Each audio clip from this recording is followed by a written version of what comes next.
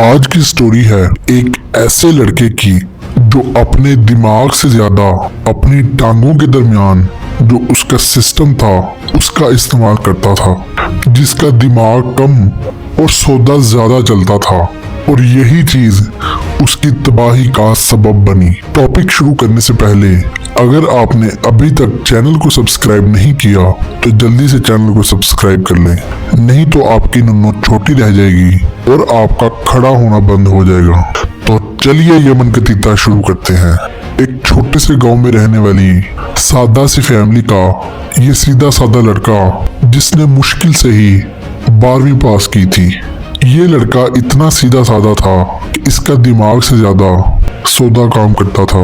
ये दिमाग की जगह सौदे से सोचता था कि मैंने अब क्या करना है। 12वीं मुश्किल से पास करने के बाद इसका बड़ा शौक था कि ये यूनिवर्सिटी में पढ़े और ऐसे यूनिवर्सिटी में एडमिशन हो इसका जहाँ पे लड़कियां और लड़के दोनों एक साथ पढ़ते हैं, क्योंकि इसका मकसद पढ़ना बिल्कुल भी नहीं था, सिर्फ अपना ठरक पूरा करना था और अपनी जिंदगी के एल लगाना था।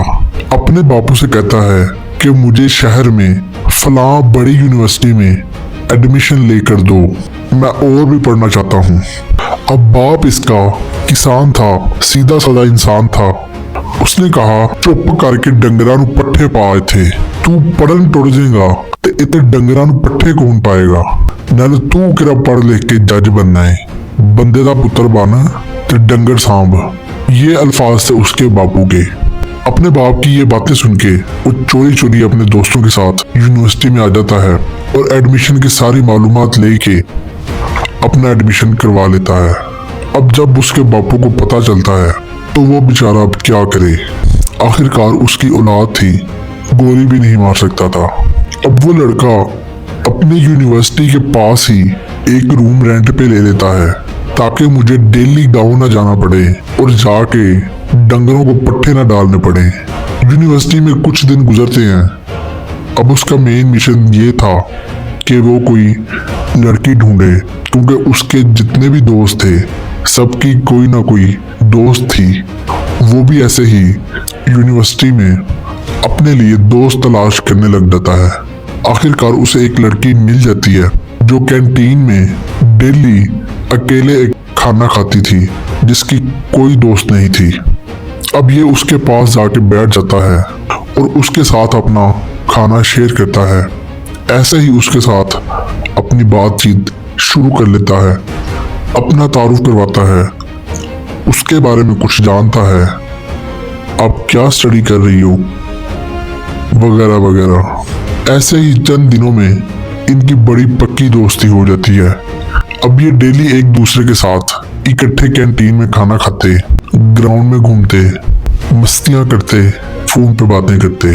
अब उस लड़के को लड़की से इश्क हो गया था, क्योंकि वो दिमाग की जगह सौदे से सोचता था, तो उसने उस लड़की से शादी करने का इरादा कर लिया। अब एक दिन ऐसे ही वो उस लड़की के साथ कैंटीन में खाना खा रहा था तो उसने लड़की को प्रपोज कर दिया, मैं तुम्हें बहुत ज्यादा पसंद करता हूँ, विल यू मैरी मी, क्या तुम मेरे साथ शादी करोगी। वो लड़की भी हाँ कर देती है और इसको कहती है कि तुम पहले अपने घर वालों से बात कर लो, मुझे कोई मसला नहीं है। लड़का वापस अपने गांव जाता है, अपनी वालदा और वालिद से बात करता है, उनको लड़की की तस्वीरें और वीडियोस दिखाता है और उनको कहता है कि मुझे इस लड़की से इश्क हो गया है, ये बहुत ही प्यारी लड़की है और बड़ी संस्कारी लड़की है, मुझे बहुत प्यारी लगती है, मैं इससे शादी करवाना चाहता हूँ। आपने मेरी शादी कहीं ना कहीं तो करनी ही है, मैं चाहता हूँ कि आप मेरी इससे शादी करवा दें। घर वाले सीधे साधे थे, उन्होंने कहा चलो ठीक है, हम एक दफा शहर जाके लड़की को देख आते हैं। अब लड़की लड़के को कहती है कि मेरा बाप बचपन में ही मर गया था, मैं अब सिर्फ अपनी माँ के साथ रहती हूँ और मेरी 3 बहनें हैं। लड़के के घर वाले कुछ ही दिनों में लड़की को देखने के लिए उसके घर पहुंच जाते हैं। लड़की को और उसकी वालदा को मिलते हैं, लड़की को देखते हैं तो उनको लड़की पसंद आ जाती है, क्योंकि वो कुछ ज्यादा ही सीधे लोग थे। वो लड़की के घर वालों से लड़की का रिश्ता मांगते हैं अपने बेटे के लिए। लड़की की माँ भी रिश्ते के लिए हाँ कर देती है।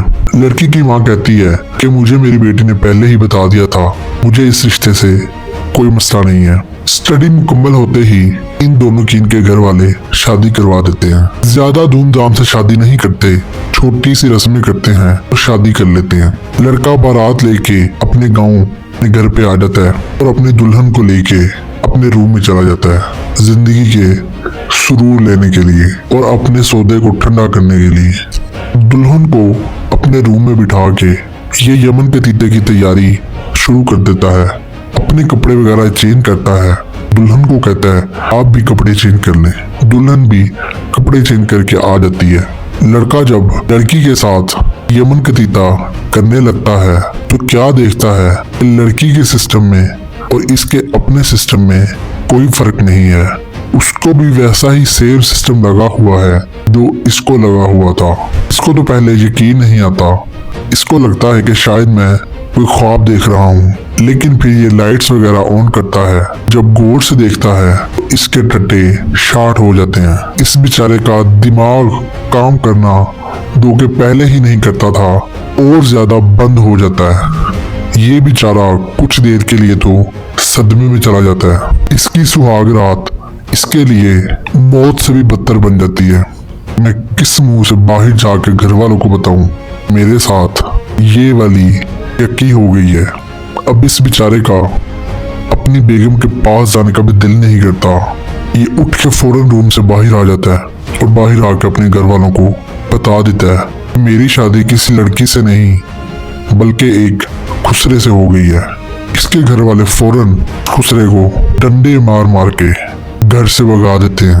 लड़का बेचारा फिर मुट्ठी लगा के सो जाता है। ये जुल्म कहीं आपके साथ ना हो जाए इसलिए पहले आप चेक जरूर कर लीजिएगा। अगर आपको मेंस पावर का कोई भी मसला है, आपका नफ्स का साइज छोटा है, आप अभी टिकटॉक पे जाएं, लास्ट होप सर्च करें, लास्ट होप को इनबॉक्स में मैसेज करें, लास्ट होप को ऑर्डर करें, उसको इस्तेमाल करें। आपकी टाइमिंग, आपका स्टेमिना, आपका साइज, आप मर्द नहीं रहोगे बल्कि एक घोड़े बन जाओगे। खूब इंजॉय करो, खूब सारा यमन का तीता करो, अपना बहुत सारा ख्याल रखो।